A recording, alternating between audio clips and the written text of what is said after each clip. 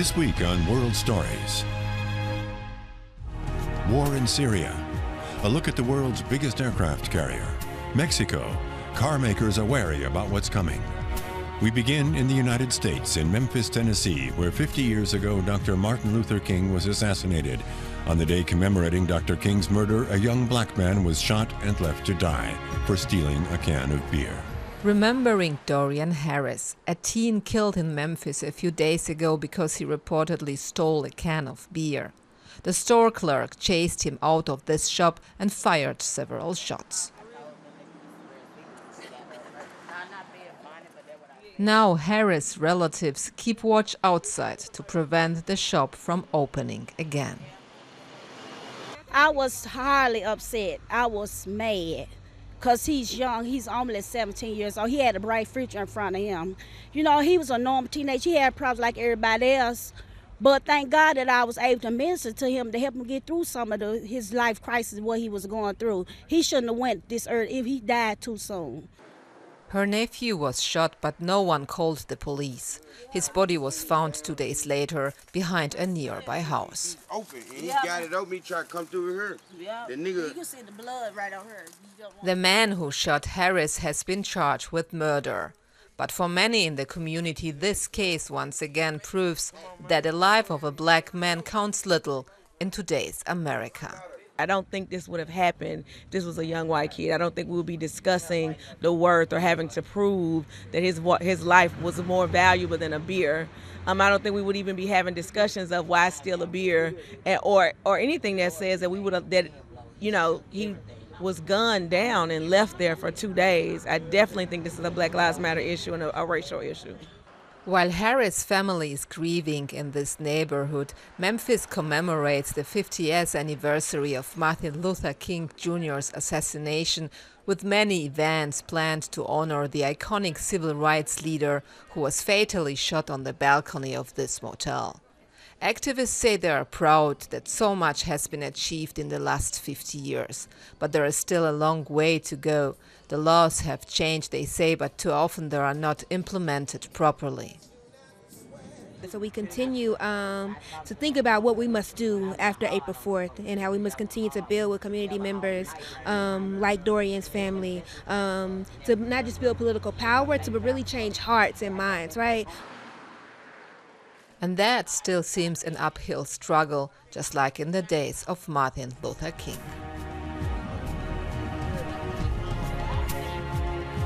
The USS Theodore Roosevelt is the United States Navy's biggest aircraft carrier.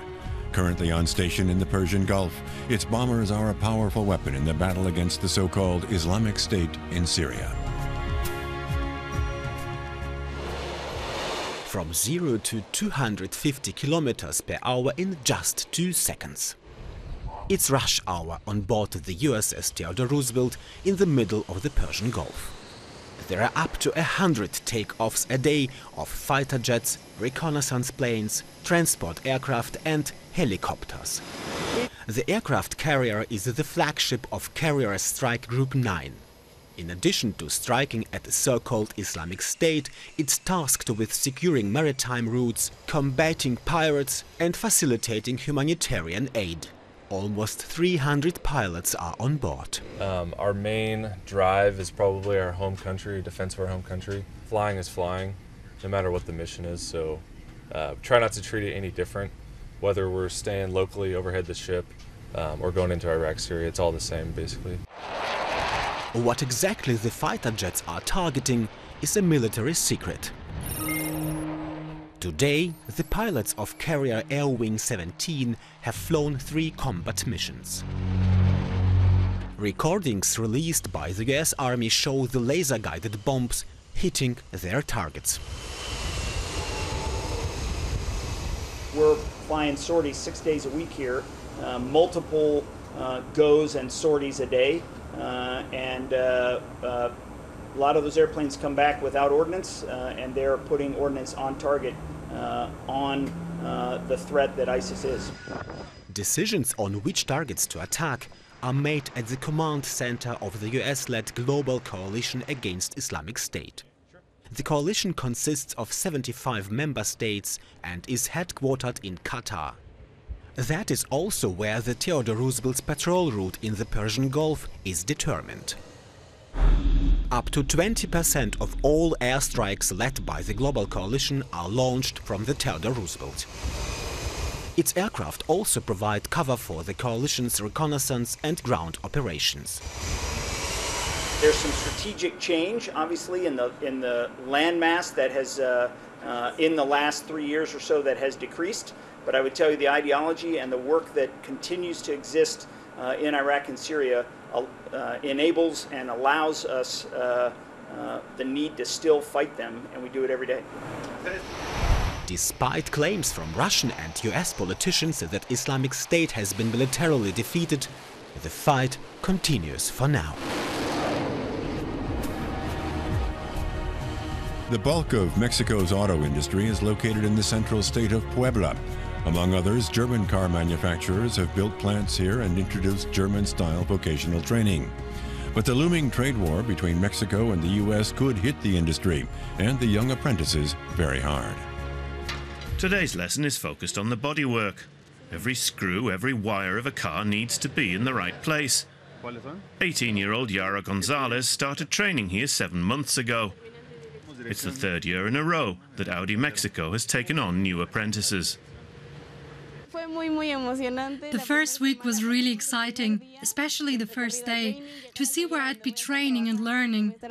And then I saw the Q5 for the first time, which we make here in Mexico. Yara is one of 80 doing a 3-year apprenticeship based on the German dual-track training system. Young, skilled workers are in demand here, as long as Mexico keeps producing for the international market. The training centre is only a short distance from the production line. Audi built the plant a few years ago to manufacture its Q5 SUV. There's room for a second plant here, but it'll only be built if the location remains attractive to the company. The city of Puebla depends on the auto industry. The sector generates a third of its economic output, so there's been uproar there since US President Donald Trump threatened to impose high import tariffs on cars made in Mexico. Though not everyone's worried. I think this is a lot of fuss. The structure of the auto industry, of the auto parts, is very dependent on what we do here and what they consume there and what they do whatever. It's a nice setup that has been working for the last years.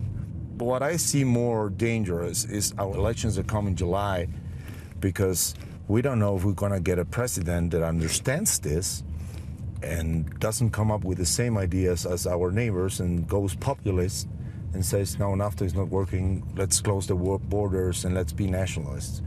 That would be like killing ourselves. That would be a grim scenario for the trainees here. Yara moved to Puebla from the north, especially for the Audi course. She shares a small apartment with other trainees. They don't have much spare time, so their families often come to visit. Yara's parents are proud of her. Yara Gonzalez is due to graduate in a little over 2 years. She hopes Mexico will still be making enough cars then for her to get a job. India is our next stop. For nearly 60 years, it's been home to the Dalai Lama, spiritual leader of the Tibetan people. A ceremony commemorating his flight to exile in 1959 was recently cancelled because of worries it might upset China. High in the foothills of the Himalayas in northern India, Tibetans wait for a glimpse of their revered leader, the Dalai Lama. Word is that he's to pass by here shortly. The Nobel Peace Laureate has lived here in the town of Dharamshala for nearly 6 decades, ever since India granted him asylum. In 1950, China invaded then-independent Tibet. Following a failed anti-Chinese uprising in 1959, the Dalai Lama was forced to flee his palace and cross the Himalayas on foot. He arrived in India and set up a government in exile. He's been advocating autonomy for Tibet, but China considers him a separatist threat. Tibet and its monasteries remain under the tight control of the Chinese government. Possessing pictures of the Dalai Lama or his writings is illegal. In Dharamshala, however, the diaspora has transformed the area into a mini Tibet. The town draws visitors and followers of the Dalai Lama from all over the world. But China remains unhappy and opposes countries that support the Tibetan leader. The Dalai Lama's presence in India periodically aggravates border tensions and inflames diplomatic spats between the two Asian giants. As a result, the Tibetan exile government has cancelled a high-profile event for the Dalai Lama in Delhi, which Indian politicians were meant to attend. Officials insist the latest controversy is a minor hiccup that won't affect India's welcoming attitude towards the Tibetan community. A small political decision, which I call it a temporary phase in political diplomacy, will not undo 6 decades of deeply rooted bond and ties. In a makeshift studio, Migmar Chungdak, along with his friends, dubs animated films into Tibetan. For many refugees like him, continuing Chinese repression in Tibet and the long years in exile have made questions of identity all the more important. Today he's at his old school in Dharamshala, where he arrived as an orphan from Tibet at the age of 7. The children here are treated to one of Migmar's dubbed films. They rarely get the chance to watch cartoons in Tibetan. For decades, the Dalai Lama has been the best-known galvanizing force behind the Tibetan cause. Life without him seems unthinkable.